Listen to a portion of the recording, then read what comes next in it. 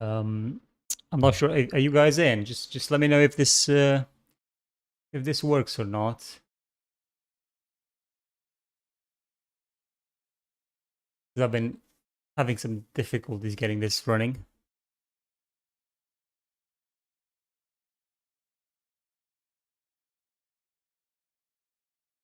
So yeah, I would say I have to start a bit early on this just to make sure that it actually runs. Just installed a new version of OBS and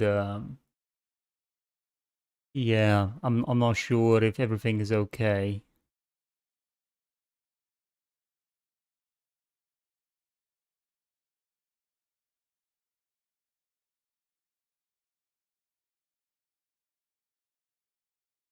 Okay, you can see the background. Can you see me now? I should be showing up actually.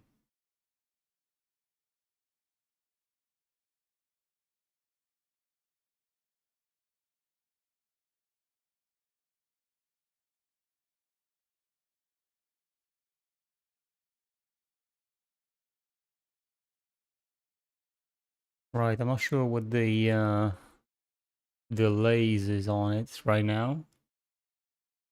Hopefully, it's not a lot of delay between me and the stream, and hopefully this is visible. I mean, it looks as if it's visible on the yeah. Okay, so this seems to be working. So yeah, welcome everybody who's joined or who is about to join. I know I've said 2 o'clock. Unfortunately, I had to start a bit earlier due to having some technical issues with the new OBS and YouTube, but they don't seem to be playing ball if you want to view the stream before actually going live, which is a bit odd. But yeah. Anyway, right. So today's sort of stream is just an overview of Embergen, an amazing software for simulations of fire, smoke, explosions in general, clouds. Some people have also done fluids, and it's a very interesting software. It's actually quite affordable as well. I like what they've done with the with sort of the subscription on it. So basically, if you want to get this software, you can go on getting the free trial on it, and I actually went and got the Embergen 19.99 a month, and basically if you pay for 18 consecutive months on this, you actually get to own Embergen completely, which I found that was really cool. I mean, not a lot of other software does this, where you pay consecutively and then it belongs to you, and then any future updates come through. So that's pretty cool of them to do that. So I really liked it. And yeah, so I got it. Unfortunately, I do have a problem with the with the license. I'm waiting for them to come back to me with a solution. So effectively, it says over here that my trial has expired, although I actually got a license. I'm just waiting for them on Discord to come back to me as to how we can sort of fix this. But I'm sure this will be resolved in a day or two. So basically, if you don't have a license, you're still able to use the software. It doesn't stop you from actually using the full options of the software apart from exporting. So you basically cannot do any export if you haven't actually got a license on it. So I think that's fair enough. So definitely gives people a chance to try it for 14 days with all of its full options, and then after that you can get the full version.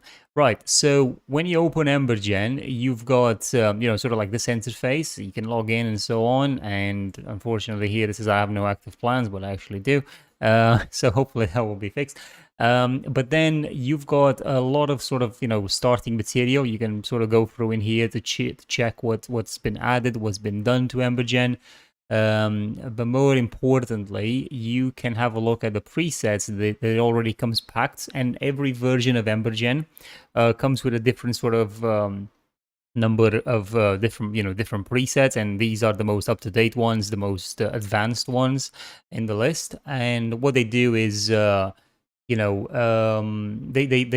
constantly add more presets. You can get them from Discord. So on their Discord page, on their Discord channel in here. There's like an Embergen presets one, presets, where you can come and download multiple different presets. People will post their own version. So for example, somebody made the Scarlet Witch smoke, which is really, really cool. So basically you can see that obviously it's not very high quality on this, but it's really cool what it can do.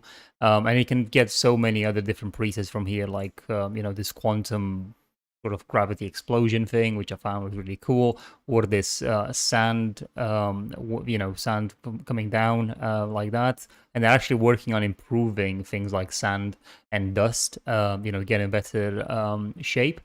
But yeah, so once you've got it, you can download presets and add them into your collection.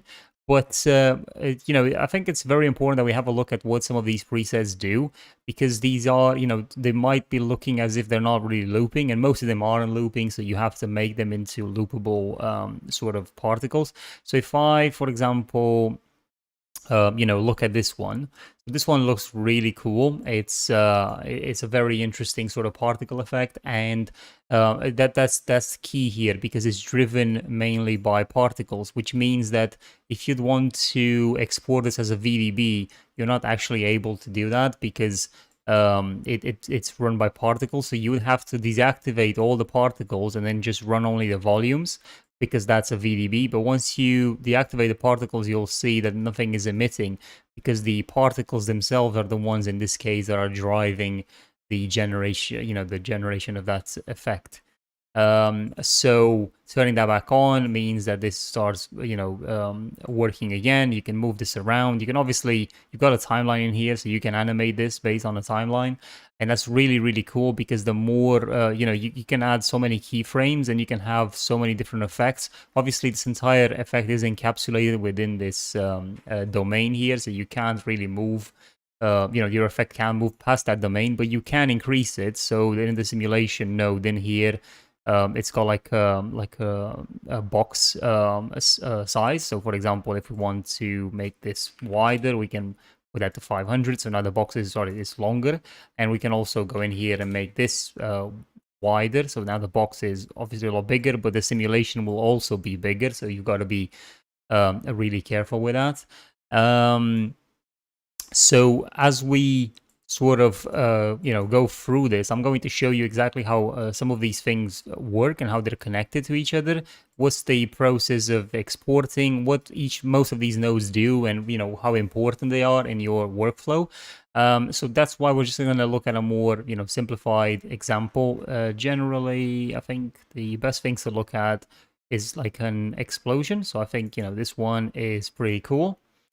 So this explosion, it's emanating from this sort of point right here, and it's got some keyframes done. So anybody, I believe that's anybody that's got any knowledge of being able to use Blender or Unreal Engine with like a sequencer, so animations and general animation keynotes and nodes, will have no problem using this software, because effectively that's what you're going to be doing. You're going to be adding nodes together that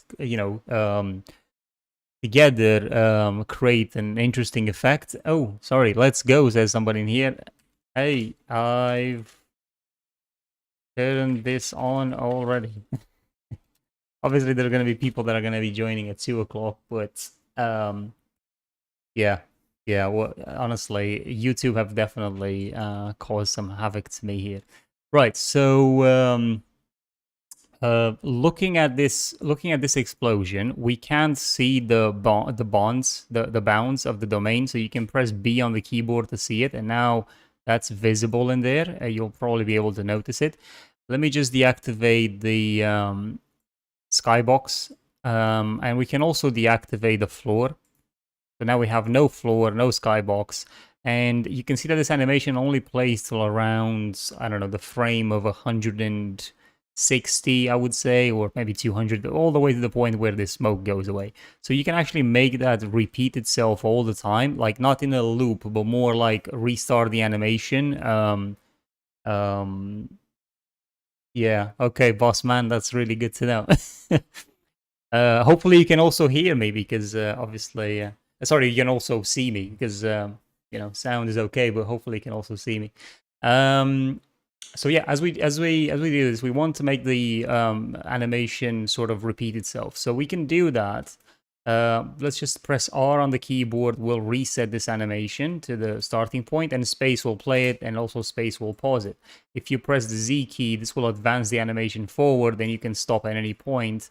So you can, for example, extract one frame of this if you want to. So maybe let's say you want to composite this into a still, then you could probably just stop wherever you want. So we can restart and maybe stop around here, and that's an explosion that you can add or something like that. So that's pretty cool. But if we want this to reset, let's say at frame 200, we can go in here and then press this button where it says loop, and we can actually put a repeat. And when we do that, let's just see. I'm not sure. Yeah, so you can see because I turned loop on, it's trying to loop over here, but that's not. Let's just deactivate the loop option and instead bring, this slider here, which is the repeat frame. We'll bring it to, let's say, around 200, like that. So once it reaches that point, it will reset and start again. Hey guys, welcome. Thank you for coming to the stream. I do hope people obviously may have missed some information that I said at the start, because I started this stream about 10 minutes earlier. Unfortunately, I couldn't work out for the life of me if it was going to work. Yes, Embergen is definitely amazing. So yeah, we're gonna go for just a breakdown of this. This is a preset that is made by the creators of Embergen, and it's something that I've been actually using and toying to build my own explosion effects. So right now we are resetting this animation at 200, and I want to go through a few things of what's going on. So let's just pause it and let's have a look at these nodes. The first thing is a shape primitive. So this shape always, well, not always, but will generally feed into an emitter volume. So without the emitter volume, you're not going to be able to see any of this effect. So for example, if these particles in here, you'll notice there's some particles at the start of the animation, and then they sort of go away. But if I deactivate the particles and I reset again, they'll basically not, well, let me just have a look. I think there's 2 of them. Yeah, so you can see now there's no more sparks because I deactivated the particles. And there's also no more fire because most likely this volume isn't got any, it's not doing any sort of fuel. So you see the fuel has no emission, so we can actually add some. Let's see. Now you can see that just because I've added some fuel emission, we're now getting fire, because this was previously driven by these particles in here. And I'm not really, I don't really. You missed the particle loop. Yeah, so you can't really loop. Yeah, exactly. Yeah, I hope that's coming as well.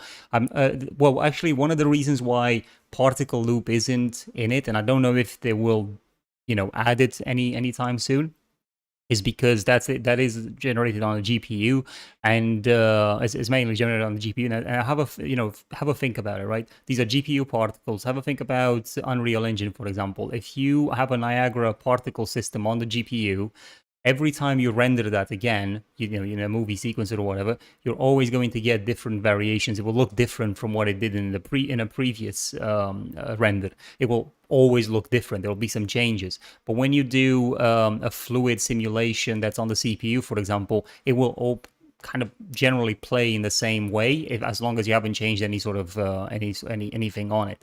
So with in that in mind, I think that's sort of linked to the limitation of this. I don't have the technical know-how to explain this any better than that, but basically, yeah, right now you cannot loop any animation. So if you would try to loop this animation completely and you have particles enabled, you would get an error. Basically, you can't do it.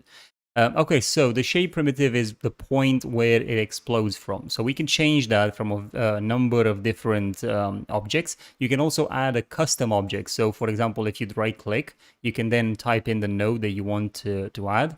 And then you've got all sorts of options in here. So for example, you could look at, you've got shape primitive, burst, particle, noise, modifiers, and so on. But, for you, really, it's the primitive that you're going to be bringing in.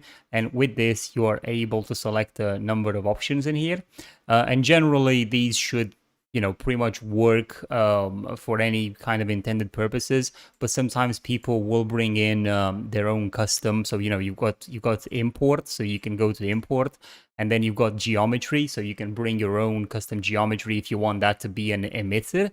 But also you can bring your own geometry, so you can link these effects to that geometry. So let's maybe say you've got a spaceship and you want to add some particles to the spaceship's, I don't know, engine or whatever, then you can do that. So then you can bring that particle system within your DCC and be able to use it there, attach the spaceship that you sort of tested into Embergen. But once we have the cylinder, and we can actually change this maybe to like, let's try a tube, and I don't know, make it like a very thick tube. You can now see that this is already changed that. It's actually making it look more like a nuke. As you can see, it's very strange. I believe you can see the shape. It really depends on how big it is. Let me just try. Yeah, I'm not sure why the shape is not very visible. Generally, it is. So now I've got an effect, but it is hitting that ceiling there, and we're going to fix that in just a bit. We'll get to the ceiling point of where you can get the smoke to go a lot higher. But that's kind of what we're getting with the shape. So the shape is the point of where this is generated, this explosion. And it feeds into an emitter volume. And this, just like particles, but especially this one, is what you can export out as a VDB. While particles and volumes can be exported as flipbooks, and they can be exported as video format, video frames. But for VDBs, you need to use the volume, which we are right now. So the volume node has a different options, obviously, where its position, its rotation. Nobody generally touches those because they're driven. They're definitely driven by the shape primitive. Somebody asks, sorry, stuck. I'm hoping I'm saying that right. He's asking, would it be difficult to give it a stylized anime look? So I'm going to jump forward to the point where you can actually do this. So there is, let me just remember now. I believe in shading. I can't remember where it was. No, not in shading. Sorry, I cannot remember for the life of me where you could change that, because you definitely can do it. I'm just trying to find where it was. There's yeah, it's definitely not in here. There is a point in somewhere in here where it allows you to pick different styles of rendering. I believe it might just be in the render itself. I might not. I can't really remember. So capture types. No, this is what. No, it's not here. Yeah. Okay. So I believe it's in here. Right. Okay. So in the style, right, in the scene tab, in style, you've got realistic, and we can change that to pixelized, for example. You could change it to edge detection filters, chromatic aberration. Obviously, you've got all these options down here when you do that, but I would say, yeah, you just have to find. So, for example, the Kuwara one it would definitely help you getting a more sort of animated style. So, if we play this explosion now, I've not tested it myself, to be honest. You'd probably have to play quite a bit with this to be able to get that anime style effect. I think this one is pretty cool, but it does turn it black and white. I believe there'll be some options in here, but yeah, you can play around with these settings and definitely get that. Yeah, for sure. I'm positive you can do that. So yeah, with the volume in here, you've got the emission part is the most important part, let's say, of the volume, because it generally decides how much smoke, fuel, and temperature is being added. So for example, you could make this very hot, and every time you want to see the change, you have to reset the animation to be able to see it. And this will, so obviously, temperature will decide how hot that smoke remains and for how long. And obviously, if you turn this all the way down, then it will catch fire. You see, it starts to smoke and then it catches fire. And the reason why it's doing that, it's because we have, our fuel rate is sort of condensing more and more, so to speak. So in a way, if you're trying to replicate the real life scenario of an explosion, then this is very useful for you. The smoke rate in here, you're noticing that it's actually driven by a timeline override. So the smoke rate, you can see the emitter volume right here in the timeline. If we pause and go back to the start, it has a starting point of 185%. And then as the animation goes forward, it goes all the way up to 615 or whatever it is. So in that respect, it's driven by a timeline sort of option. And you don't necessarily have to drive it by that. You can also click, if you click this button over here twice, it's no longer animated. And now it just starts with a smoke of 615. It doesn't go up. But you can also create a sort of a driving factor to that. So what I mean by this is, with the emitter selected, you can press the button on the smoke rate once and then twice, and then you get this function which says pin override. And then you can see the smoke rate has now appeared over here in the emitter volume, okay? And you can actually add in here a modulation. So you can right click, I believe, yeah, modulator, and you've got these things with like an oscillator, a constant push, or we can try an oscillator actually. Let's just do that. So we bring in an oscillator mod. You can see what it's sort of doing on the X, Y, and Z axis. You can connect that into the smoke rate in there, and now the smoke rate will oscillate like that based on whatever the oscillator numbers are. And this is where you'll have to play around a lot with the functions, because, for example, it was at 750, so it's pushing the number quite high up. We can obviously put the base of this to 150, so we're starting with a base of 150, and this oscillates all the way up to 300 as it does this. It's using a sine a form of oscillation. You can change this to anything else, like a saw, for example, and you'll have to do a lot of fine tuning to really be able to see to notice the effect of what you're doing in here. It's you need to change the frequencies as well, make sure that the frequencies are obviously working as intended. So it's very difficult to see right now if you're not really pushing around with this. But that's what an oscillator would do. That's how that sort of functions. Every interval of time between these points, which obviously that can be changed. So the frequency of it could be increased, so you get more frequency for that smoke going up and down, or you can have less frequency, and you can do this frequency for all of these points as well. But I think this is not the best sort of case scenario here, using an oscillator for smoke necessarily, but anyway, right, moving forward. Now, another thing in here, another important thing is the force node. And you can have multiple forces. So if you press the force button in here, you've got force line, toroidal, noise, point, and so on. Now, generally, force line is very useful because it allows you to push in whatever direction you want. So right now, the pushing strength of this is 30. And it doesn't, it sort of shows where it's pushing because this line directs upward. Now, if you press the rotate button in here and you rotate this pusher, then the smoke will be pushed to the side, as you can see. And we can also do something like that and reset. And now the smoke is pushed to the right side, okay? So that's quite neat, but it doesn't have anywhere to go. Sorry. Because our domain pretty much ends very abruptly. So we can play with that, but just be very careful, because the more, the bigger the domain is, the more the effect will cost you. So in order for us to change the domain, we will have to go into the simulation to change the resolution. And just to close off with the forces, they're also using a force noise in here, and you can deactivate these at any point. So for example, if I deactivate the force noise allows for the smoke to have a nicer characteristic.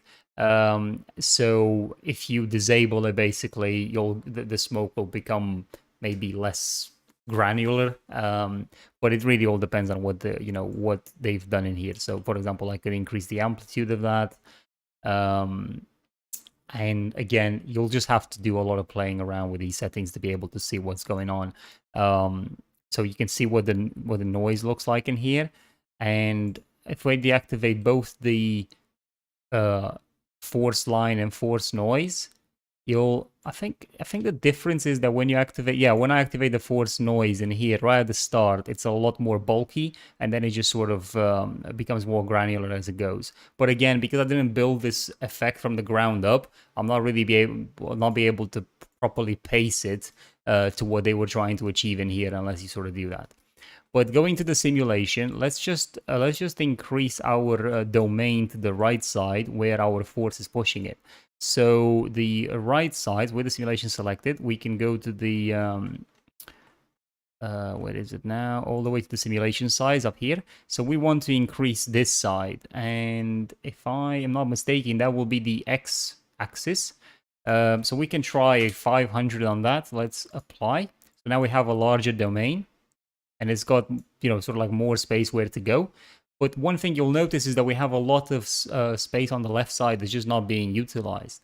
And for us to be able to get more of that, we can select the shape primitive, go to the move button, and move this somewhere around here. And now you can see that the point of our explosion starts over there. So now we can traverse more of the domain, which I think it's very, very useful. But also the top of it is not very high. So with the simulation selected, we can increase the z-axis to maybe like 600. Obviously, you can see in here how many voxels we've got available. So that's a lot. That's 119 million voxels. So that can be very costly, as you can notice. And I believe this shape primitive might also be able to go this way like that. So now the effect is very cool looking, very abundant, but it's also very heavy on performance because of how big the domain is. And generally, what you want to do to reduce this, you can either decrease the domain, but you can also decrease the emitter, the rate, the fuel rate, the smoke rate. So we could probably go like maybe do like a 205. Then our smoke rate, I'm going to be actually, I'll be resetting this. Oh, thank you. There we go. Got the coffee now. Ah, man, honestly, coffee. I'm going to deactivate the oscillator completely by double clicking the node. And I'm going to press this button here and override it to maybe like 150 or something like that. So now we have less smoke being generated, and then the fuel comes in and kicks off the explosion a bit further. I think we probably might need to decrease this a bit more, but there is another thing that we can do. We can play around with the dissipation of the smoke. So for example, if we go onto the search bar in here and type in dissipation, sorry, I'm in the wrong node. I have to select the simulation node, press this magnifying glass and type in dissipation. So we do have a smoke dissipation. We can put that to something like an 80, which means that the smoke will dissipate a lot faster within the domain, so it doesn't stay into the scene as long. Seems that that's not enough either, so let's try 96 maybe. Yeah, see this fuel here that just really pops up. It really is driving the explosion a lot more. And as I said, I think the domain that we've got is very large as well. I mean, that's a lot of voxels in here. You can also favorite any of these. So if you press this button, like favoriting it, and you then close the search box, whenever you click any node and press a favorite, you will be able to see what you've favorited from the node list, which I think is very useful. Okay, so moving on so we've got our emitter, right? And then after the emission, you've got things like pressure. So the pressure is, it's creating more form if you want it. So for example, I can disable the pressure being generated through a key, through a keynote, through a key, sorry, for through the timeline. And now just by putting it to 100, you can see I'm not really getting a lot of generated smoke, not even fire, because of the pressure that's quite too low. Now we can obviously increase the pressure and we'll get our effect again. As you can see, without the right amount of pressure, we wouldn't even get an explosion, which I found to be very interesting. Maybe we can do that to like 500. I do believe they'll have to decrease the simulation size. It's just way too much for the performance. So maybe go for like 300 or something like that, which is about 51 million voxels.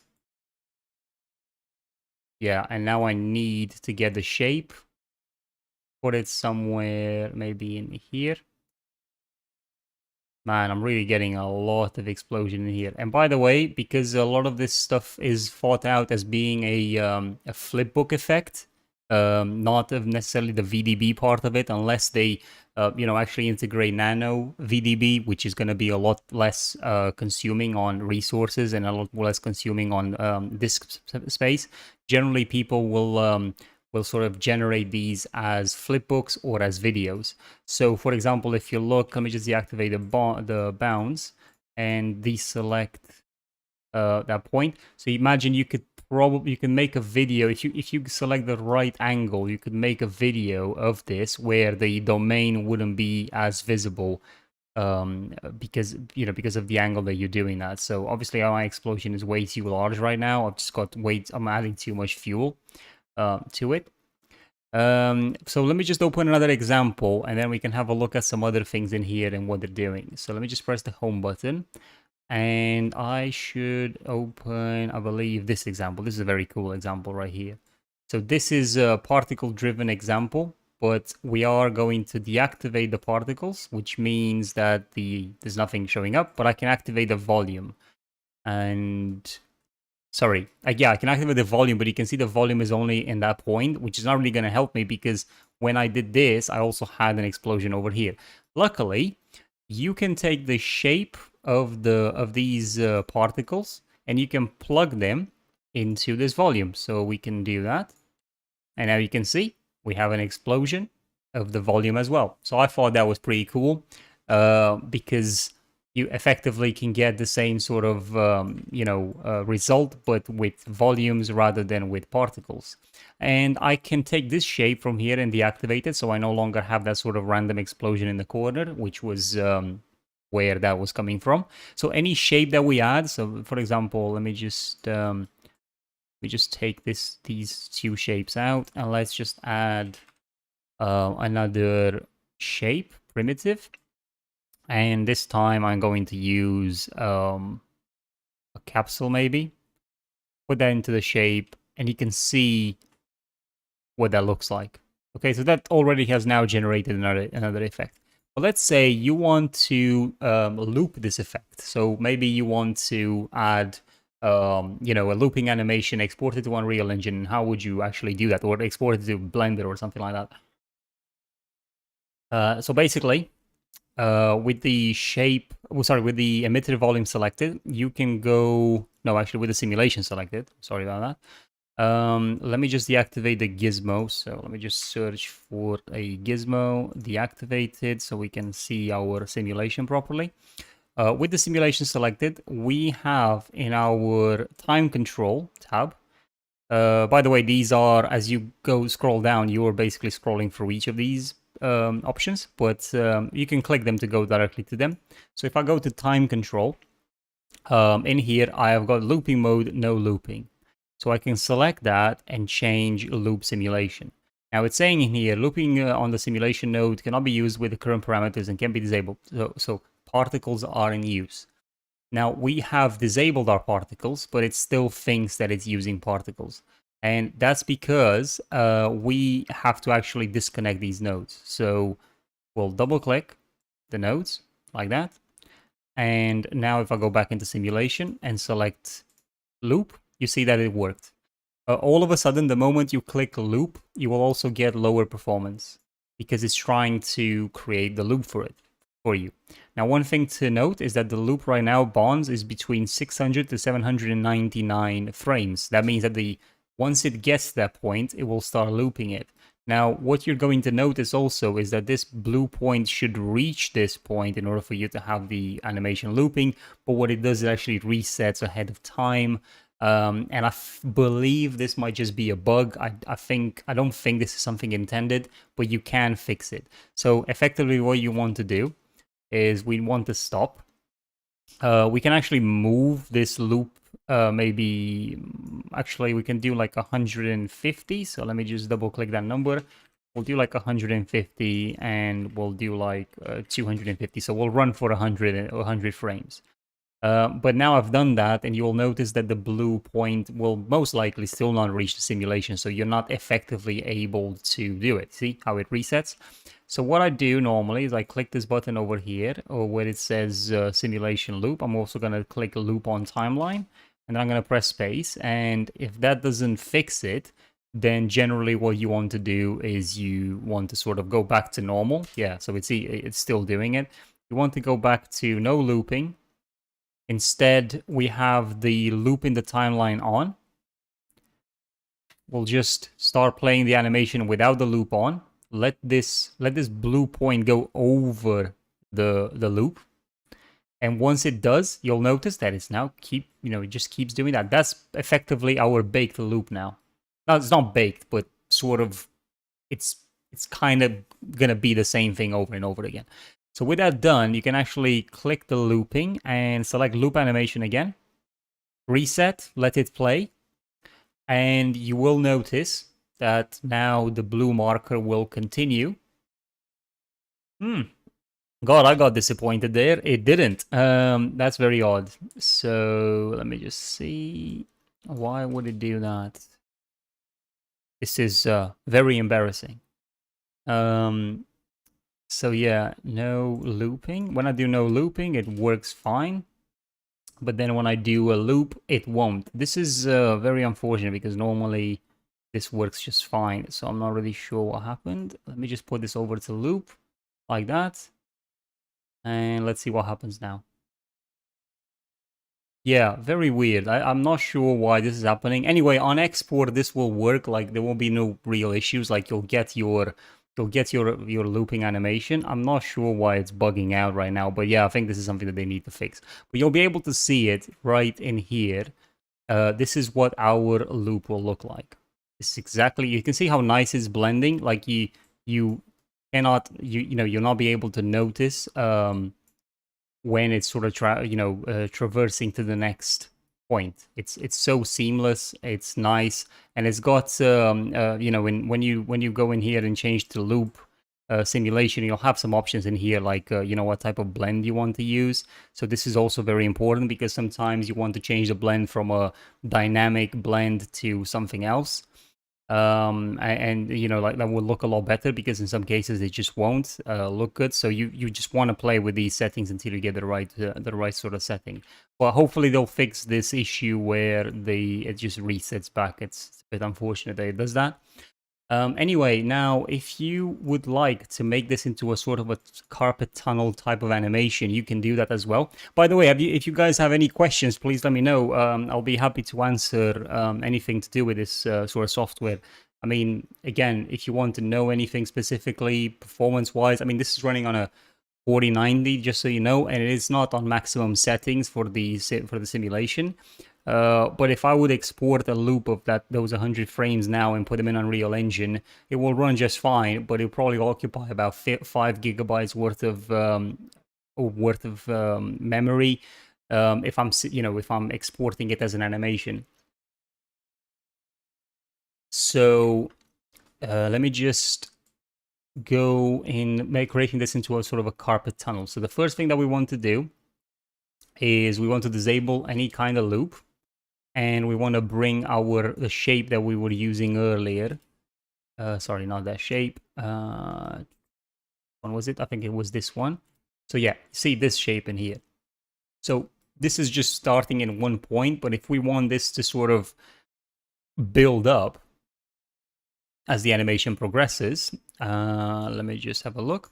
We can go back to frame 1 like that, select the shape of the primitive, and I'm not sure why it's not displaying it. Normally, it should be displaying it. Anyway, this is what we've got. I'm just going to go to frame 0. And I'm going to be putting the position, pressing it once. We'll add the position in here so we can actually play around with these settings. So with that done, I'm going to push this backward, maybe to this point, like that. And then we go into the animation maybe to around here, and we want to push this, sorry, we want to push this forward to the center again. So let's just restart and play. And as you can see, it's sort of doing it, but at the same time, while it's doing the effect, it's already, the shape itself is already too large. So we need to go back in here, also add the size.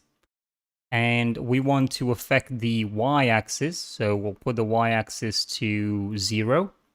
And then as we go to this point, we'll put the y-axis to, I don't know, 150 or something like that. So let's see now.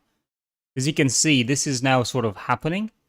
It's sort of rolling, and you can see the fire from the back sort of building up as well, which I found to be really cool. And obviously you'd want to, push these on the timeline a lot closer, so then it happens a lot faster.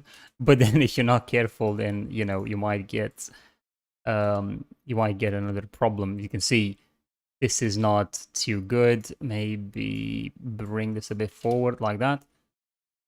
Yeah, so now it's still odd, and this is because of what's happening with the emitter itself, which for some reason I'm not sure why it's not displaying at all. Normally these would display. Very odd that it doesn't. Shape activity, yeah, very odd. But what's happening right now is because my board is quite, my box is quite small. It's growing faster than it's moving.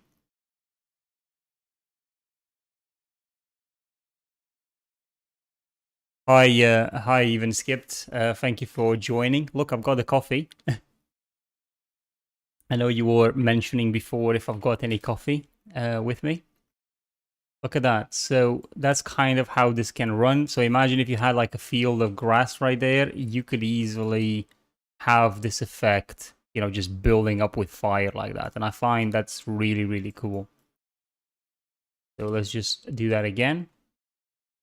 If you want this to automatically repeat itself, like I've said, just go to the point where you want to sort of start repeating from, not looping, because looping will not work here, but you want to repeat, and you can bring that slider over like that.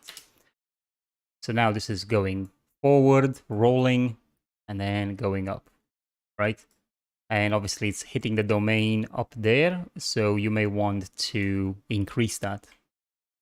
So if we click the simulation and then we go to the simulation size, we can increase this to maybe like a 500. I think resolution wise, we're still okay.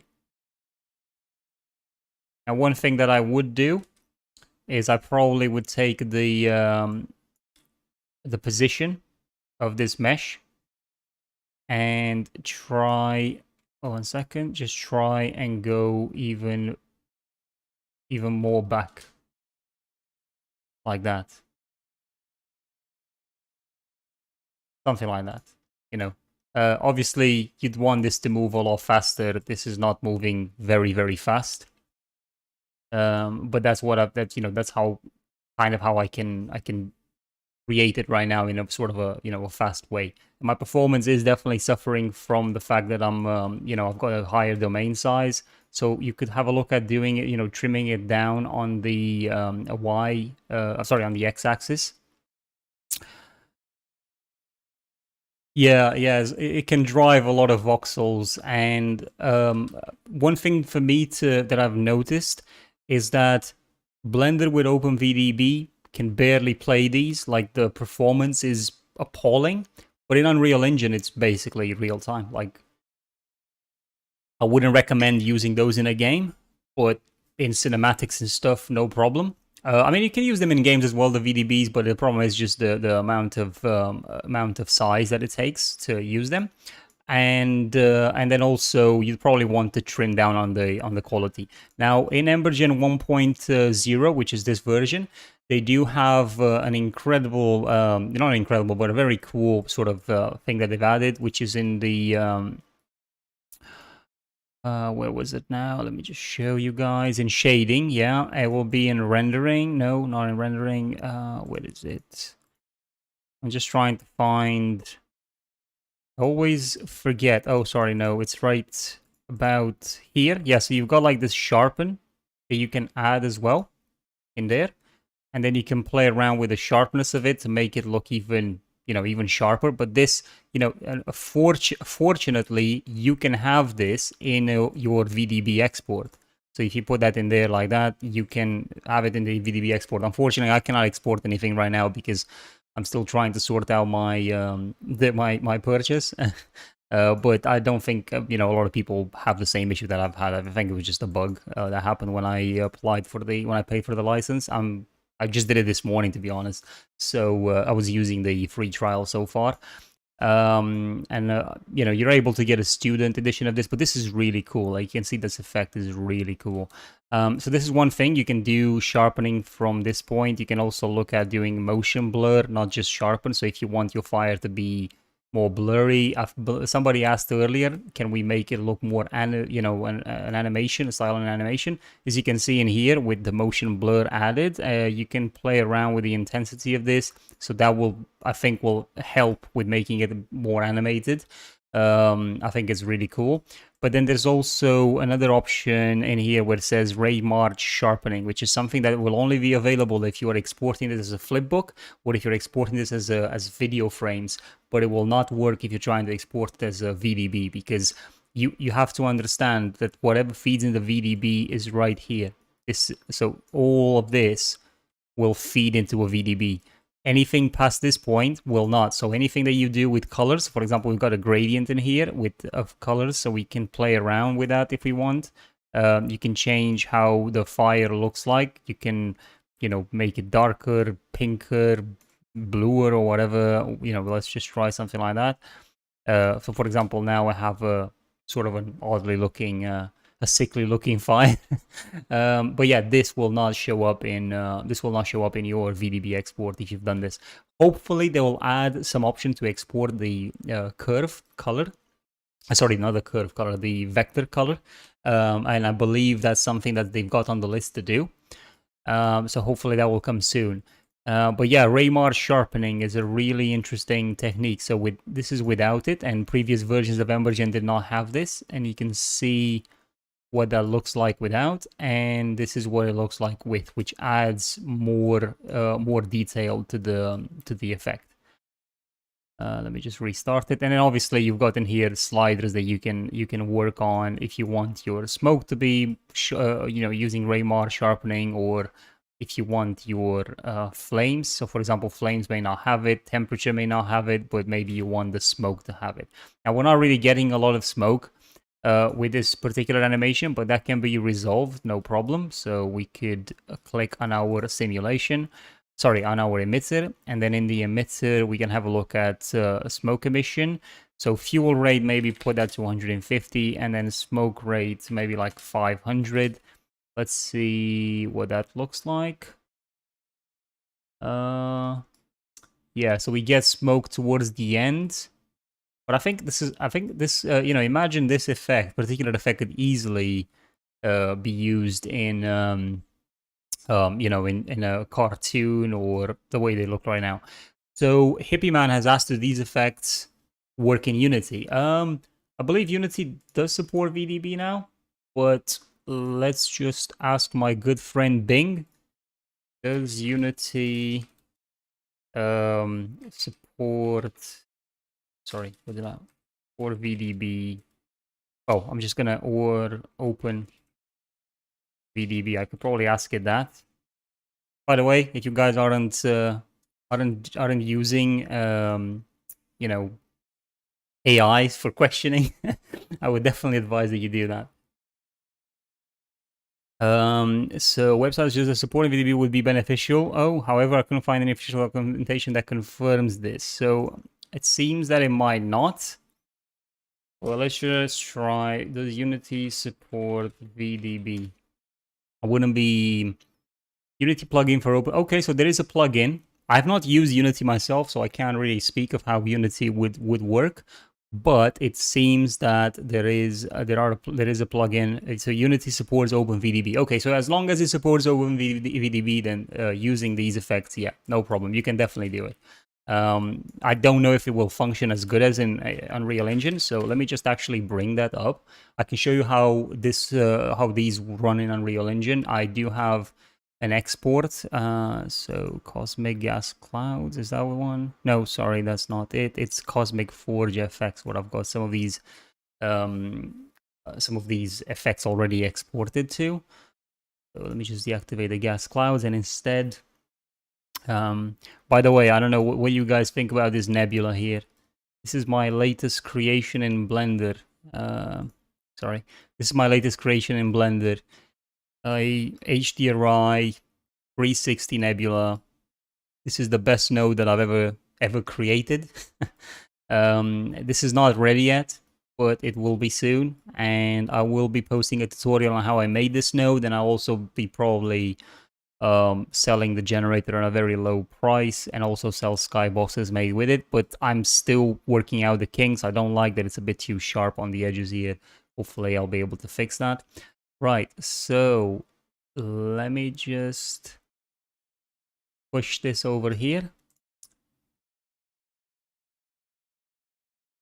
Okay, so this is Unreal Engine. It's very yeah, thank you for that, guys. Yeah, thank you. I've spent the last 3 days just tweaking with my former nebula generators. Oh, cheers, man. Yeah, no worries. Yeah, well, you can watch the tutorial if you want. You can make your own. You don't have to necessarily buy it. But I think it's just like hey, price of a coffee. um, Yeah, so stay tuned for that. It's not ready yet, as I've said, but it's getting there. Right, so we're in Unreal Engine. I have a very dark scene here, and that's because I want this fire to really stack out. Now, the problem with this is that it doesn't really emit any light, so just be mindful of that. You will have to play with some light, some localized light source for this. But it does interact with the sun, as you can see, with the directional light. So you can see the shafts coming through there. Now the performance on this, I have shown this in another video, obviously, that I've done with the VDB selected. So I've got this one small foray in here. I do have this playback where I can offset it so we can see how this is burning. But we can also open a level sequence, which I've got over here. And let me just double click that. So in the level sequence, very simple. This is the VDB right here. We just added the VDB sequence, which is this in here. And this is how big the sequence is. So if we press play, this will just, and it's actually looping. This is a looping sequence. Now the jittering that you're noticing in the volume as this plays will not exist if you create a sequence. So, but sorry, not a sequence. If you create a render, but it's very important to know how to set up that render, because when you press the render with movie with the movie render queue, when you go to the settings in here, you want to add anti-aliasing. And with that, you want to override it and set a method of none. And then use the temporal sample count to a minimum of 8. I would recommend staying with 8 to 16. But if you don't do this, then your VDBs will come out looking quite... well, you saw those artifacts, right? They will not go away. But if you do this, so effectively you're doing 8 frames per frame. So it's sort of stacking those 8 frames together to get the best possible image. And I would recommend you do this in any render that you're doing. Then you'll get that. I mean, if you're using path tracing, then that's not a problem. You won't really have an issue with that. You won't need it. But I think in path tracing you'll need it as well a bit, but not as much. Right, so I can actually right-click this and click mute. So this will not function anymore. But I've got some other animations in here. So you can see in here, carpet fire. I'm going to increase my animation playback to this point, and I'm going to right click the carpet fire and I'll take mute. And where is it? There we go. Look at that, guys. I mean, honestly, if that's not cool, then I don't know. Right, so that's our explosion, real time. Now, we could probably increase the heat on this, just not enough heat. So we can go in here with the temperature multiplier, and we can try, let me just try 0.9. 0.9 is a bit too, sorry, I think I went a bit too far with that one. Something like that, or, yeah, there we go. So this effect is actually able to stop, to completely disappear at the end of the sequence, and then once it stops, it can restart and, you know, not, I wouldn't say seamlessly transition, but it does. You know, obviously, this is how short this is. You can make it longer, but this particular VDB itself is quite large. So if we would, if we find it, by the way, this is part of my collection that I'm working on to sort of generate. So this you can see it's got 6.9 gigabytes. So these two put together will take 6.9 gigabytes. This is Embergen generated, by the way. And this has got 3.6 gigabytes. This is a smaller version of what you're seeing right here. So it's very important that you know from the get-go that these VDBs will occupy a lot of space if you want to use them. So that, you know, keep that in mind. But once a Nano VDB comes out, which is something that NVIDIA is working on, the size apparently will be, I might say this wrong, either 5.5 times smaller or 53 times smaller. Don't quote me on that. It's one or the other. That's what they're claiming. That's what NVIDIA is claiming. I cannot remember what it was now, but yeah, it'll be a lot smaller in size.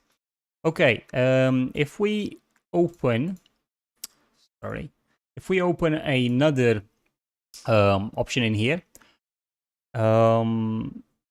75 gigabytes. Jesus, what did you do with that one?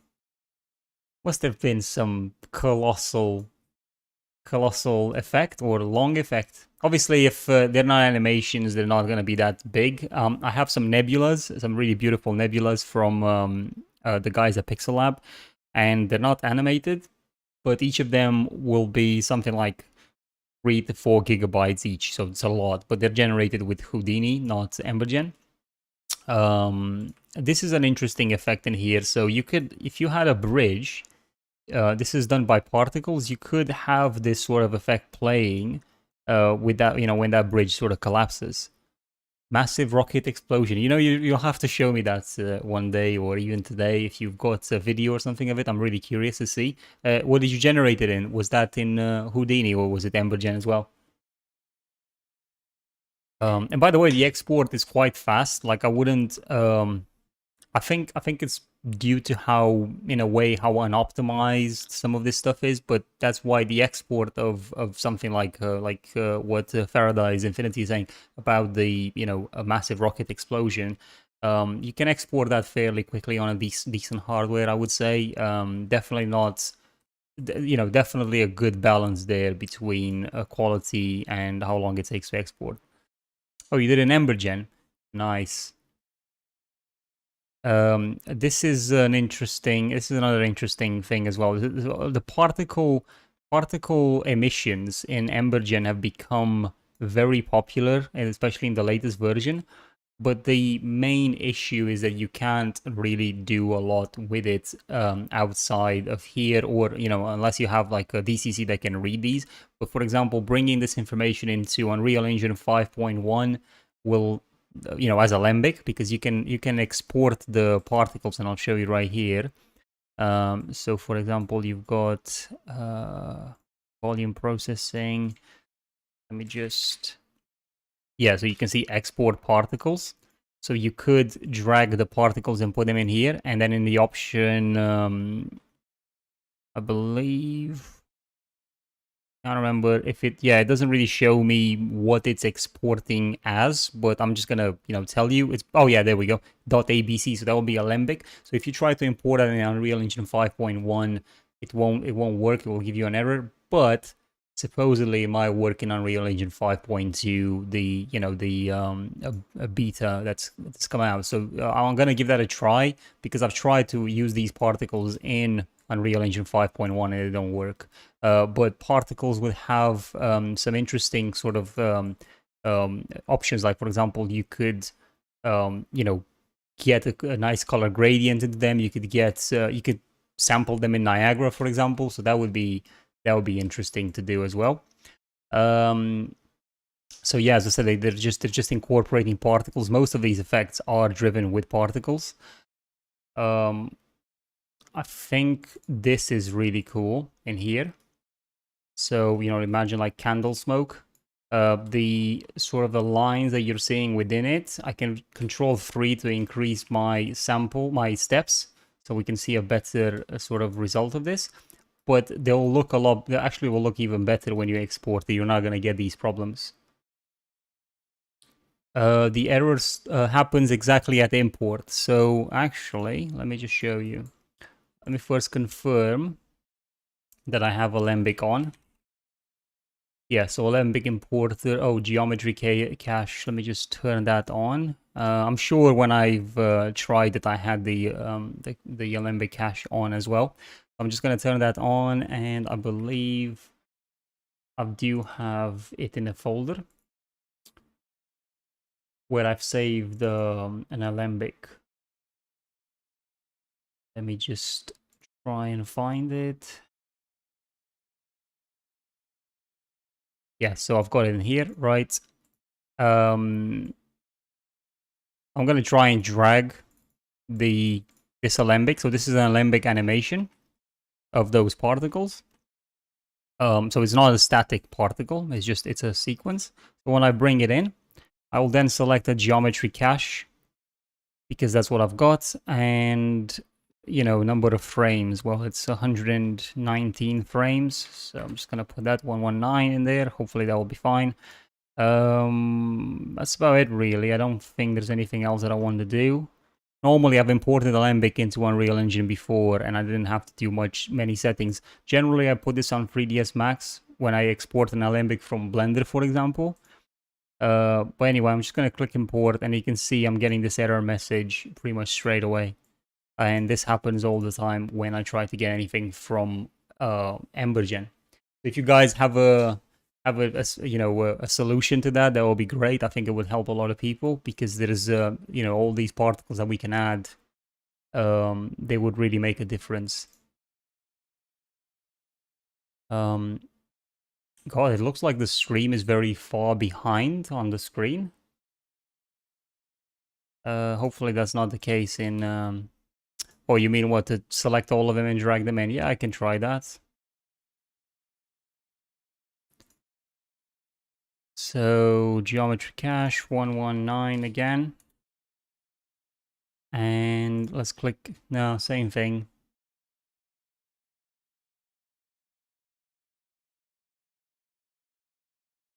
No, it does the same thing. And if I try to import all of them, it will just show me an Alembic cache import option for each of them. So every time an error is given, a new one shows up because it's effectively trying to do it for each of them, one at a time. And it's the same thing with the VDBs.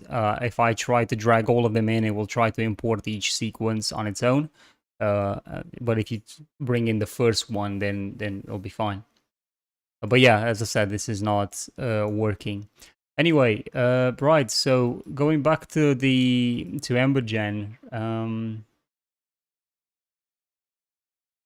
yeah, I'm not sure yet what the solution is for fixing that on. I'll try in 5.2, and I'll let you guys know in Discord if that worked. Okay, so when we're doing the, when we've got the simulation selected, sorry, when we've got the volume selected, we've got the pressure, which I've showed you before. There is a velocity transfer. So if you're trying to, for example, have the velocity of your, I don't know, your emitter, if you've got multiple emitters feeding into the same simulation, you may want to transfer some of that velocity. It says in here, when the emitter is moving, so imagine if you have this emitter animated to move from one point to another point, actually to showcase this even better, I'll be able to show you in this one and here. So when we have the emitter selected and we move it, sorry, not that, there we go. So when we do that, it's actually transferring some of its velocity to where I am going to. Now we can dampen that effect into, in here into the emitter options, where it's got the velocity transfer. Although I'm not sure where you can find that on particles, but at least on the volume, that's how it functions. Oh, you mean? Oh, yeah, yeah. Yeah. No, I think you're right on that. I mean, whenever I've used Alembic in Unreal Engine, it was always, from Blender, it was always one particle. So you're right on that part for sure. Yeah. So if I export an Alembic file from Blender to Unreal Engine, then yeah, it's just one file, not like here where they just do one frame at a time, which is, yeah, it's a bit odd. But they've only added this option like very recently. I think they're still toying around with it, not sure. I've even asked the developer what's the purpose of this, since it doesn't seem to work or Blender or any other DCC that I've tried, and they said it's still in development and so on. I just don't know why they really added it if it's not working. Yeah, so as I said, the velocity transfer, so when you move the actual emitter, some of the velocity of where you're moving that, or where you've animated it to move, it will transfer to the emission of whatever that emitter is doing. And then in here you've just got some visuals for the actual emitter where you can just view the shape of it. Actually, that should help. So yeah, now this helps with moving this around. So the emitter visibility will show you what the shape is that's feeding within it. So for example, if we select that shape and we change it to maybe like a hemisphere, or I don't know, rounded cylinder or whatever, a torus, then you can see that now, which is really cool. You can see what was the source of the emission, but this source of the emission, I believe, will not be exported, even though you're showing it. Okay, now with that done, let me just undo, get back to a sphere like that. So that's pretty much what the emitter volume has got. And then the simulation that it's feeding into, the simulation size allows you to upscale the animation if you want it to look better. I definitely would be careful with this because you could easily just, crash the computer if you're not careful. But the resolution in here, this is XYZ. This represents the bounding box, so the domain. So the larger this is, the more voxels you are predicted to generate. So you've got to be careful. Your objective should be to have a small size domain, as small as possible, as small as you can get away with every time. So for example, if this simulation is never meant to go upward in any particular way, then you'd want to, trim that down to maybe like, I don't know if it's 100. I don't know if 100 will be okay, but yeah, 100 is okay. So if nothing is going up, then there's no point for me to have a domain extending upwards. If, for example, that's not the intended purpose.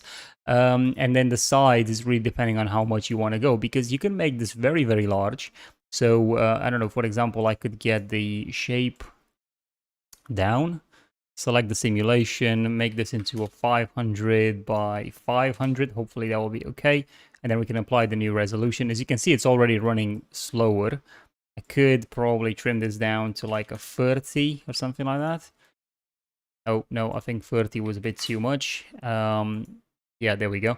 So, you see, this is very cool if you want to create a sort of an effect of a pool, like a lava pool or something like that. This will look really cool. And again, you saw in Unreal Engine that this could affect the directional light if you want to do that, but it's not emitting any light in your environment in Unreal Engine, at least. I believe it will do in Blender if you're using cycles. Because cycles, I mean, if you add an emission color to that, or to the volume node, then cycles will be able to use that as a light source. So that's what the simulation sort of does. You can upscale it. You can use a fast upscaler for better performance, but obviously it's not going to look as good. And you then have some positions where you'd want the sort of the simulation to start off from. Generally, I leave these as default. Then in the simulation here, you've got an option to choose between combustion or colored smoke. So if you choose colored smoke, then the only thing you're generating is just smoke, and anything related to fuel and temperature will, I think, yeah, anything related to temperature or fuel will not be generated. And the only sort of fire or whatever you're seeing in there, those are just the particles. It's not actually it's not actually the this simulation is not really having any fuel or anything like that. So it looks really cool when you do color smoke as well. This looks like the Scarlet Witch movie part. So let's just go back to combustion. And then you've got different options like, in terms of the advection offset. So this is the advection determines, well, actually it's more like the simulation, how accurate it is when, it's sort of, whoa, wait a second, what happened here? Oh man, this is broken. Have I broken the simulation, guys? It seems I've broken the simulation. Oh man, this is terrible. I don't know if I've disabled something somewhere, but it seems that we've broken it. Oh, this is unreal. Well, what can I say? Let me just try and reset the domain. Hopefully that will fix it. Nope. Seems I just have to take it all over again. Okay, so in these options in here, you can also change the projection quality. So if you go to an ultra projection quality, well, actually, I'm not really sure. It's not the Control Z. Why? What does that do?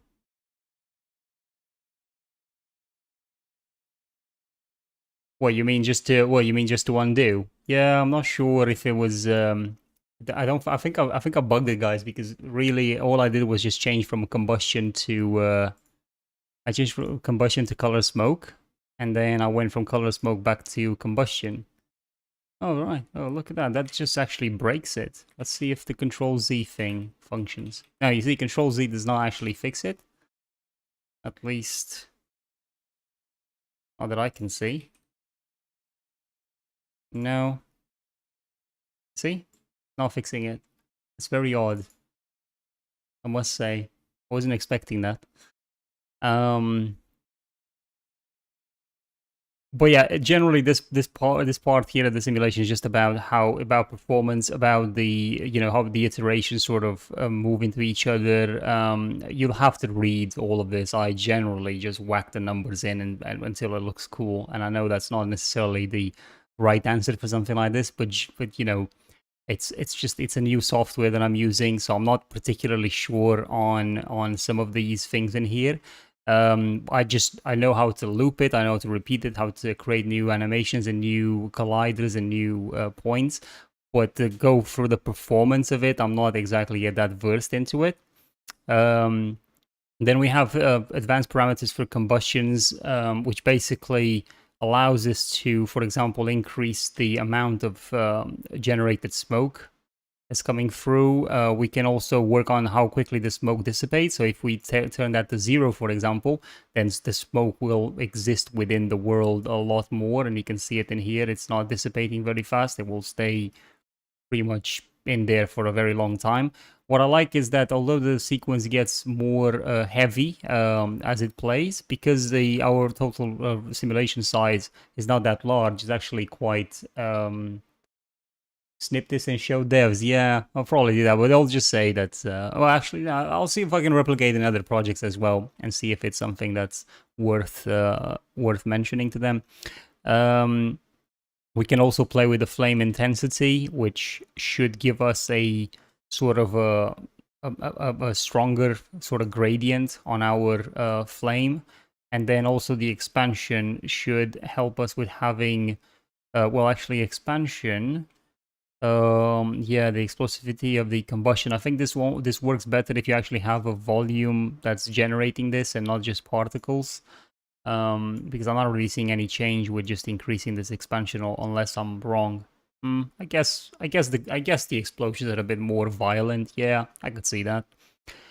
So vorticity helps with things like creating sort of twirls and twists and so on within the effect. So you can see if we increase this now, we have these we you know every part of the emission of the combustion just sort of gets shredded, so to speak, into tiny little bits. So if we keep this higher, then we get a more fluid look. But if we increase this, they start to get more disintegrated, more noisy, and so on. And there's a lot of options in here to play around with that, of how it's being affected. So, for example, you can mask this affecting the temperature, I believe. No, actually, no, I believe you could probably mask the smoke. Yeah, I'm not. So the smoke should now stay largely intact. There's a mask that's applied across the whole board as well. This is actually turning out to be quite a cool looking effect here. Then you have forces, which again is just around buoyancy, gravity. So you could have, you could increase the buoyancy of this or decrease it completely, which means that the rather than going down towards the ground, it will sort of go wherever the wind is pushing and wherever the forces are dragging it into. So we could also have no gravity, like gravity multiplier minus 200. I think it's just sort of randomly doing it right now. As you can see, it's just sort of moving around because we do have some wind. Although not sure if it's doing anything. I could increase the wind speed. Oh wow, look at that. So I think that's a bit too strong. Maybe try with a 0.2. By the way, have you guys have all of you have this app, or have you just sort of testing the trial of it? Let me just put this down to 0 again, and we'll do a 0 on gravity, and we'll leave a 5 to buoyancy. Yeah, something like that. Okay. So other things in here, you can also shred this, and you can see with shredding, we're getting like a lot of sort of cyclonial look to it. I believe it's again working much like how the the vorticity can work. That would be a cool meteorite effect. Yeah, imagine how it tumbles down. To be fair, I am actually so I'm working on this project for the studio in which they have the creation of the universe, and some of the animations we'll do is about meteorites and so on falling onto planet Earth as it's forming. So I am already envisioning that I'm going to be using a lot of this into that particular sequence. So because they look so well defined and so cool. You also have a mask. So, for example, if you increase this mask quite a lot, it in a sphere shape, it will start to mask out how much these particles can go out. So, for example, we can put this mask to let me just try. No, I think that's a bit too much. So around that point, so basically, it's not allowing these particles to go. Sorry, not the particles, but the volumes, especially, to go past a certain point. The particles are not affected by the mask, but the volume itself is. So this is really cool if you're trying to not allow the volumes to hit the domain walls. Generally, this can be very useful. And then further down, you've got like things like enable the gizmo to be able to be to be seen of how the forces are being applied. You can see in here sort of a all the vectors that are playing within this, and as this moves around, these will also. I mean, to be fair, I'm not really able to read this information as much, but you've got the visual mode where it shows you a 3D grid. You might want to switch to a 2D grid and be able to see where your volume is sort of starting to take an effect. And then you've got in here particles and how many you can have. So you can decrease this to maybe like 1 million. So now you have less particles that are being generated. You can also turn in an HQ rendering mode for them, so they're a lot more defined. But as you can see, with the HQ rendering, they seem to be getting a bit more blurry, while without that, they just get more video gamey, more like Unreal Engine.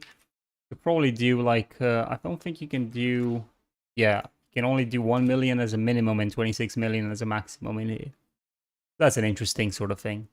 Okay, so that's kind of what the simulation sort of does. It drives all of this, but it needs emitters to be able to drive it. And when it comes to volume volume processing, this allows you to pretty much do the final sort of touch-ups on the volume, the VDB volume, or volume in general. So you've got things like you can post-process, you can add sharp and motion blur to this. You can also use a dilation, which is a really interesting thing. By the way, these affect the shape of the volume as well as you do it. So you can use motion blur. We could use a sharpen. I think the dilation works really nice on this one in here. As you can imagine, it is a bit more blocky, as you'll notice. Again, a bit more cartoony with this. And you've got different sliders for that. You can also activate the post modulation one, where it allows you to take, the smoke, and basically you can replace the smoke with flames, or you can add. I haven't really tried all of these options in here, but you can do all sorts of different things where you can, like I've said to you, you can sort of, well, in this particular case here, we're replacing the smoke with flames. I'm sure that's what it is. It's not the other way around, is it? You can get up to 356 million voxels, but it's really rough on a 3090. Well, I've got a 4090, so I'm not sure. We could try. So let me just try and go to simulation to here to the size. Let's do like a 300. So I'm going very tall. I'm just getting 52 million, but oh, wait 1 second. I was actually control 3, which means that this looked at a very high quality, but if I do control 1, this is at a lower quality now. Okay, look at this effect, guys. Honestly, with a bit of modulation, we're replacing the smoke with flames. Is that what we're doing? Yeah, we're replacing the smoke with flames. That's really interesting. Right, let's just bump this up now. We've got 500 by 500 by 500. That's 134 million. 134 million voxels. Are you sure we can push to 376? 356, sorry, because I don't know, man. I don't know. Let's just turn on the fast upscaler as well. Okay, where shall we go? Shall we put this to 700? Apply a new resolution. 184 million. Okay, we're doing 184. Let's try it even more. Sorry, this is now 253 million. I think you said it's really rough on a 3090. It seems to be really rough on a 4090 as well. Actually, to the point of I think the stream is starting to suffer now. Yeah, this is gonna kill it. I'm just gonna reset to something a bit more approachable. Sorry, guys.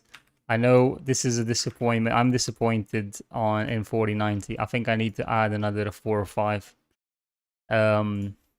Actually, I don't know if you guys saw, but Tim Barton, the guy who makes those amazing nebulas on our station, he has something like 10 graphic cards running at the same time.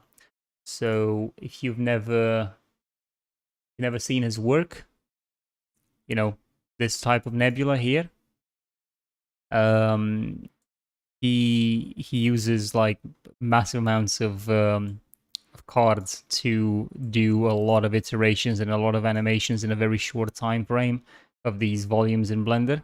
And he's also using a modified version of Blender to be able to do his work a lot faster than in normal. He's using like 2.8, the version 2.8 of Blender, with a modified e-cycles engine.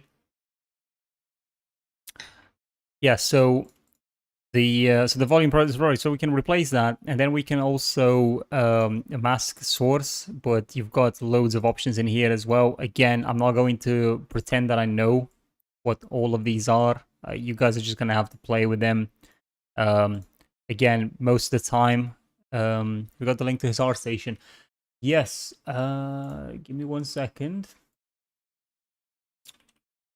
So I'm just gonna give you the link to those nebulas. But you can obviously click the name in there of the creator, and is that a clickable link?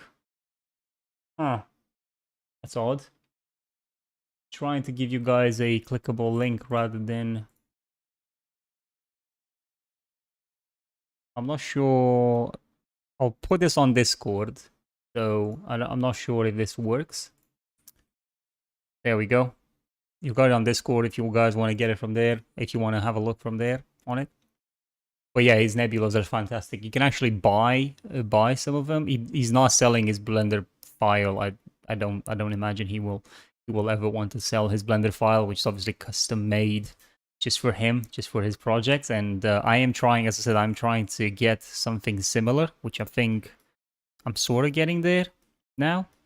Uh, but it's obviously in my own style, but it's, you know, yeah, so the volume processing in here, you can also slice the volume. So for example, we could have a look at slicing this side. You can see that in there. So I've just sliced, and this is just sort of in a way, and again, this is just affecting the volume, not the particles.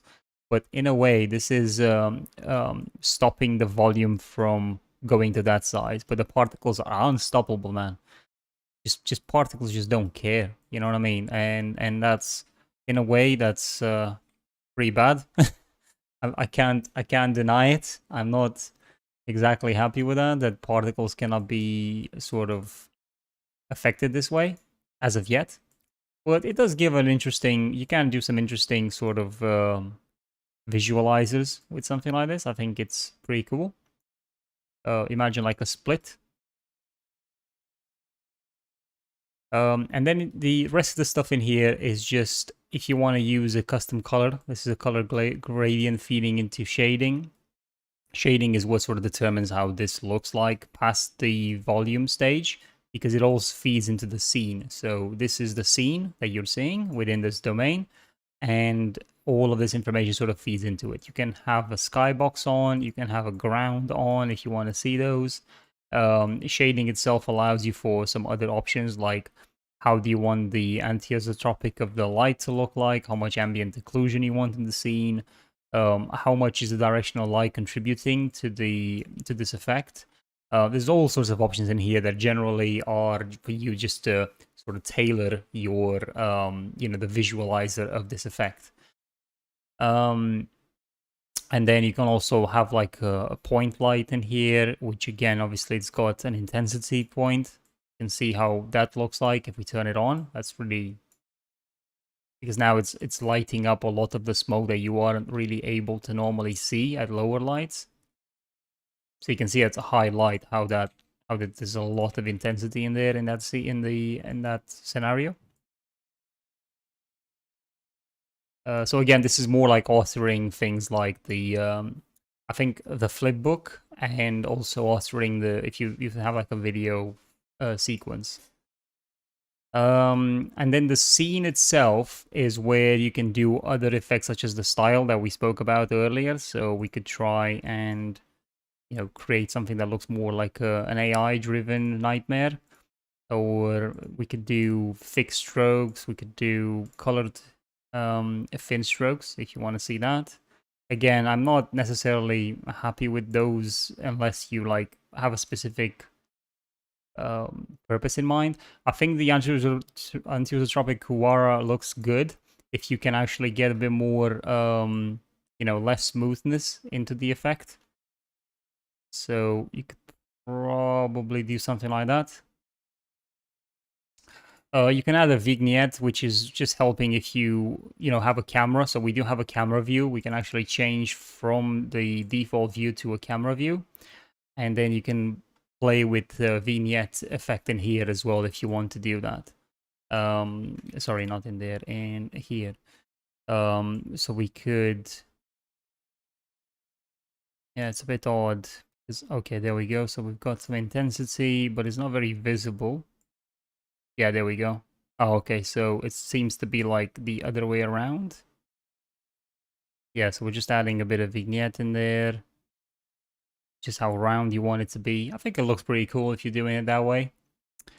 And then it gives you also some other options like, for colors. So what space you want to have, how much bloom you want within this, and also the radius of the bloom. Bloom generally makes things look a lot more like a video game than anything else.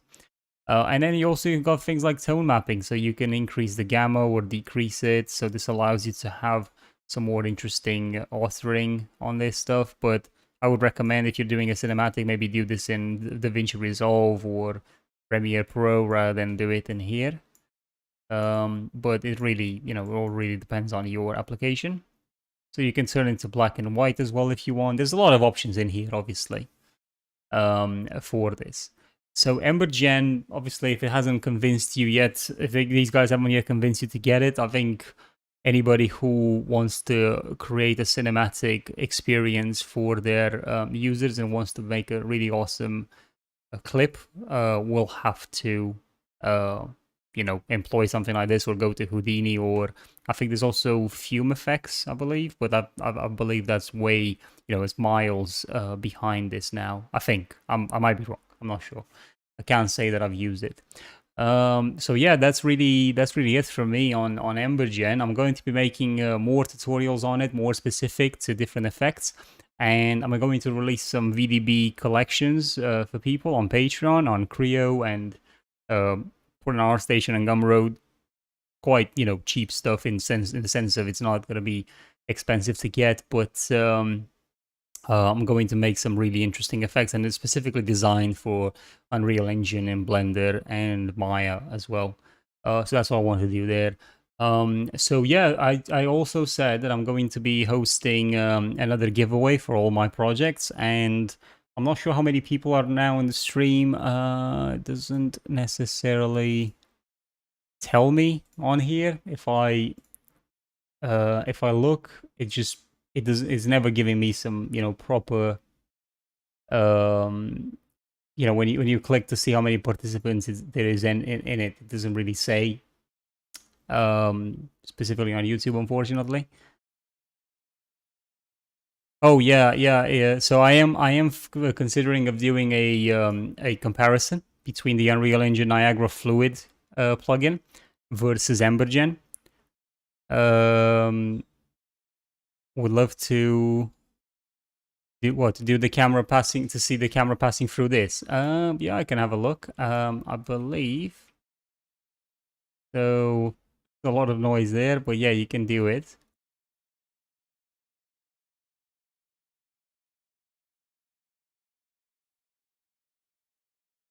So you can do this. You can go through it. Obviously, I believe I may have done too much with the bloom and all that. So let me just, and also the type of post processing.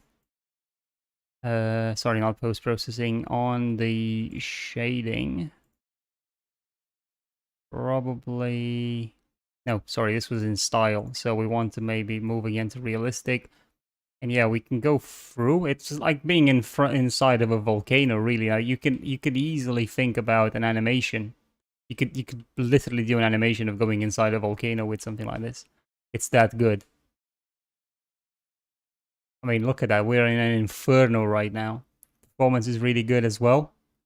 Look at that. This is literally, obviously the camera resolution right now is not the greatest, but you can easily change that. So display resolution is 256 by 200. We'll just do 920 by 1080.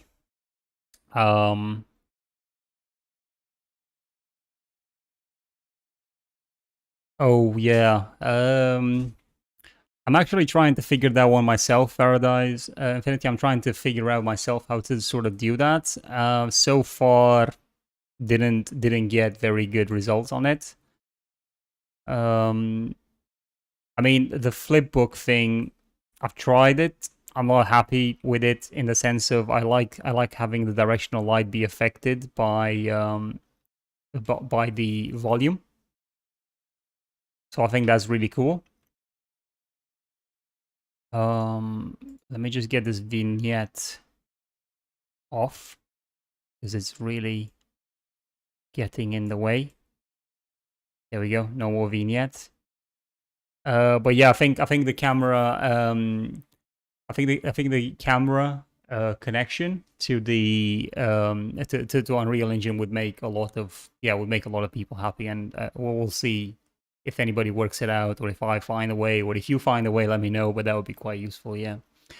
Right. So in terms of the project, I'm going to say whoever's in the chat right now, whoever's still here, whoever didn't get bored to death by my ramblings, just type in a number from, let's say, I don't know, Hippie Man, you're saying there's 5 people in it? It could be, but earlier on I've seen it went up to like 20 and then went up to 1 instantly, and I don't believe anybody really dropped out of it in the meantime, but I don't know. So I'm saying, just say we'll do a number between, I don't know, 1 to 50. So anybody can just write in their own number, and then I'll go on Google and ask it to give me a random number between 1 to 50, and the person who's the closest to it will win all the projects, and I'll just, DM me on Discord, and I'll be able to send you the link to get all of them, if you guys are okay with that.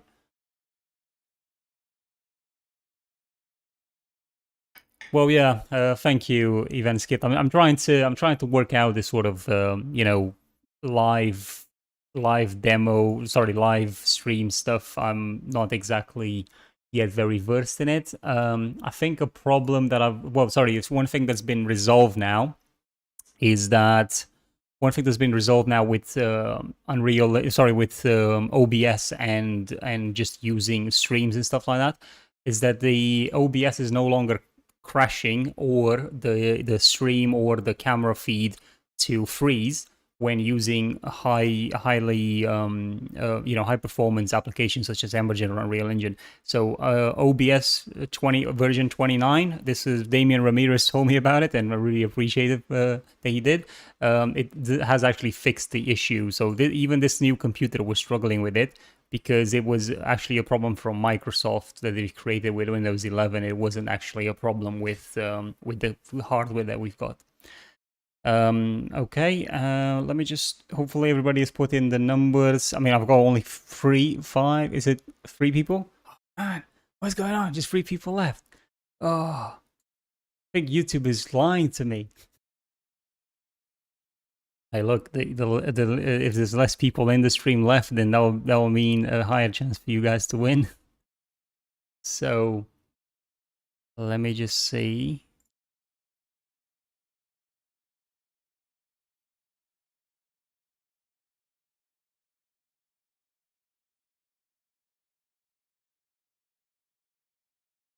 So we'll do like I said, from 1 to 50 or something like that. And we'll see what sort of we get. Is everybody's put in the number then? Are we sure there's nobody else left to put the number?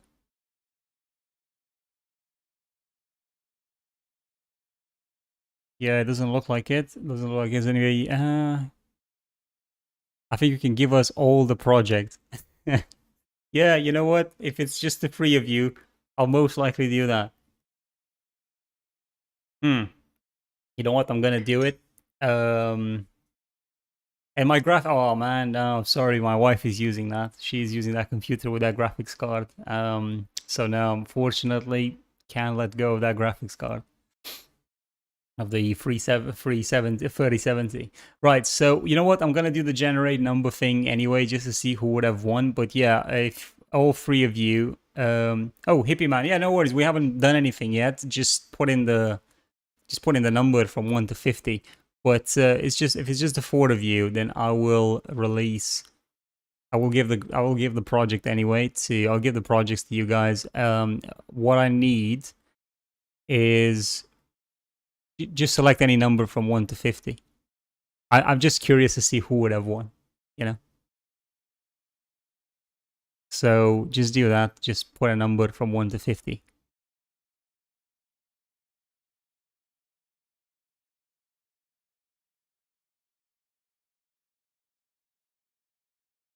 Come on, do it. I'm gonna wait for 5 seconds. If it doesn't do it, I'll do the generation. I'll do the generate anyway, and then as I said, all of you guys can just privately message me on Discord, and I'll send you the link that should allow you to download all the current outstanding projects. Yeah, I'm just gonna press generate. So number 43, which that means that Faraday's Infinity would have won this. See, man, let us have it. Yeah. See, there you go, man. You won it. But like I've said, I really need to build up this sort of stream thing and just get a lot more people. I think I'm not doing a very good job at communicating when the stream is gonna happen. So I really need to work that one out. Just give more time ahead. And there's a lot of people in Discord that have messaged me from my previous stream saying that the hour that I've selected isn't exactly great, and I don't think this one is amazing either. Well, it's too late now, hippie man. We've already, numbers have already run. But anyway, yeah. So you guys, hippie man, the Kiwi Kingdom, Evan skipped, and Faraday's Infinity. So you guys message me on Discord. Message me on Discord privately. So I'll send you the link. Yeah. Because I don't know who is who is who on Discord, as a lot of people have different names on there. Yeah.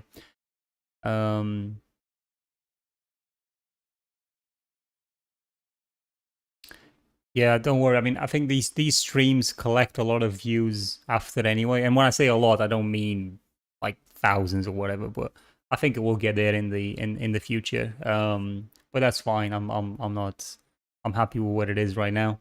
So yeah, just send me the message, and I'll see you guys in the next tutorial. I'm working on a new one.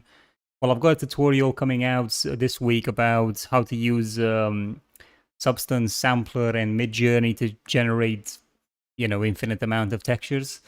That's just more something to do with AI and stuff, which is something that I'm closely looking at, because I believe if I don't keep up with AI, we'll have there'll be some issues in the future in terms of artists being able to stay ahead of the meta. You have to stay ahead of the meta, so you've got to keep AI close to you. To do live on Twitch, yeah, I'll have a look. I've never been to Twitch. I've not been to Twitch to even watch anybody, let alone consider streaming. But I might do that. Yeah. I'll have a look if that's the case. So as I said, I'm going to be sending the link to you guys. I'll have the tutorial coming out with Midjourney and stuff. If you guys have any requests for specific tutorials, let me know. I do have a few things already raised by the guys in Discord. I believe Evan skipped. You've asked me for 1 or 2 topics to be covered in the future tutorials, which I'm working on right now. I might be making I might make the Trello board for tutorials. I might make that public, so then people can see what sort of tutorials are being worked on and what's going to be released and when. Maybe that will help. Which is a hit or miss. Yeah, again, I think it's something that's so, catered towards gaming. And I don't have a gaming channel, at least not yet. I don't know if I'll make one. But if I would do it probably to do things like Star Citizen and stuff on it. So, but anyway, yeah, just hit me up on Discord, and if you guys have any questions and any proposals, just let me know. Any ideas of how to improve the stream quality? I don't know if I'll watch the stream myself after, just go through it a bit just to see what the quality of the video was like, the video feed, the sound, and all that. And I'll see what happens. So yeah, thank you guys for tuning in. I really appreciate the support, and I really appreciate your feedback and that you've stayed with. Oh yeah, okay, nice. Yeah, I think I've got a message from you to read on. Sorry, I didn't get to you.